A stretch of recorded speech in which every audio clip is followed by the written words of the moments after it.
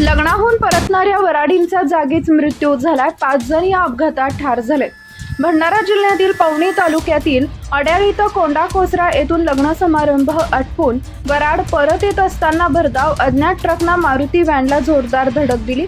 या अपघातात 4 महिलांसह एका पुरुषाचा जागीच मृत्यू झालाय। लग्न आटोपल्यानंतर सर्वजण मारुती ओमनी व्हॅननं पवनीच्या दिशेने येत होते, मात्र अज्ञात ट्रकनं ओमनीला जोरदार धडक दिली। ही धडक इतकी जोरदार होती की ओमनीचा टायर फुटला आणि जागीच चक्काचूर झाला। त्यामुळे कारमध्ये असलेल्यांचा जागीच मृत्यू झाला। अपघातातील जखमींनी जोरदार टाहो फोडला। आक्रोशाने किंकाळ्या ऐकून गावकऱ्यांनी घटनास्थळी धाव घेऊन लगेच मदत कार्यास सुरुवात केली। जखमींना शासकीय रुग्णालयात दाखल करण्यात आले। त्यानंतर पोलिसांना तातडीने पाचारण करण्यात आले।